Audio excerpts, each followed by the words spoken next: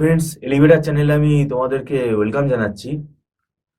এখন তোমরা সবাই জানো জেকার কোয়েশ্চেন প্যাটার্ন কিন্তু পাল্টে গেছে, জেকার সিলেবাস কিন্তু পাল্টে গেছে। এখন জেকার যে সিলেবাসে যেটা এসেছে সেটা হচ্ছে কম্পিউটার অ্যাপ্লিকেশন আন্ডার গ্র্যাজুয়েট লেভেলে যে সিলেবাসটা থাকে ইন্ডিয়াতে, যে ইউনিভার্সিটিগুলো আমাদের রয়েছে, আন্ডার গ্র্যাজুয়েট লেভেলে কম্পিউটার অ্যাপ্লিকেশনের যে সিলেবাসটা, সেই সিলেবাসের ওপরে কিন্তু জেকার কোয়েশ্চেন হবে। এবং এখানে টোটাল 120টা কোয়েশ্চেন থাকবে, তার মধ্যে 2 মার্কসের কোয়েশ্চেন আছে, 1 মার্কের কোয়েশ্চেন আছে। সেটা তোমরা ওয়েবসাইটে গেলে জয়েন্ট এন্ট্রান্স বোর্ডের ওখানে কোয়েশ্চেনের প্যাটার্নটা তোমরা দেখে নেবে, মার্কস ডিস্ট্রিবিউশনটাও ওখানে আছে এবং অবশ্যই নেগেটিভ মার্কিংও আছে। তা আমি তোমাদের যেটা বলতে চাই, এটার জন্য প্রিপারেশন নিতে গেলে হাতে কিন্তু সময় নিয়ে আসতে হবে। যেটা আগের যে সিলেবাস ছিল, যেখানে ম্যাথস রিজনিংটা থাকতো মেজর পার্ট হিসেবে, সেখানেও আমরা দেখেছি যে পরীক্ষার 2 মাস আগে 3 মাস আগে জেকার জন্য তারা কোচিং নিতে চাইছে। সেটা কিন্তু সম্ভব না, এখন তো আরোই সম্ভব না। কেননা এখন একটা আন্ডার গ্র্যাজুয়েট লেভেলে বিসিএ যে বিসিএ, বিএসসি কম্পিউটার সায়েন্স, এইসব যে কোর্সগুলো আছে, তাহলে এই কোর্সের মধ্যে যে সাবজেক্টগুলো থাকে সেই সাবজেক্টগুলোর সম্বন্ধে আমাদের কিন্তু পড়তে হবে।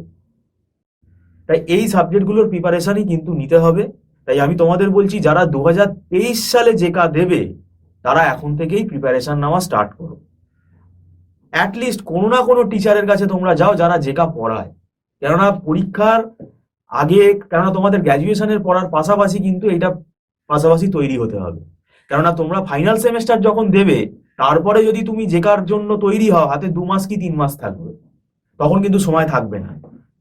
আবার থার্ড ইয়ারে উঠে গেলে তখন যদি জেকার প্রিপারেশন নেওয়া স্টার্ট করো, কারণ জেকার প্রিপারেশন কিন্তু এখন কিন্তু খুব লোড বেশি, এটা কিন্তু এখন চাপ অনেক বেড়ে গেল। সেই কারণেই আমি বলছি, এখন থেকে যারা ধরো ফার্স্ট ইয়ারে রয়েছে বা সেকেন্ড ইয়ারে রয়েছে, 2023-এ যারা জেকা দেবে, তারা এখন যে সেমেস্টারে রয়েছে, তোমাদের অড সেমেস্টারের পরীক্ষাটা যাদের হয়ে যাচ্ছে, তারা কিন্তু স্টার্ট করে দাও, জেকার প্রিপারেশন নেওয়া স্টার্ট করে দাও। আমাদের এখানে যদি মনে করো তোমরা টিউশন নেবে, আমাদের মান্থলি ফিস সিস্টেমে ক্লাস হয়।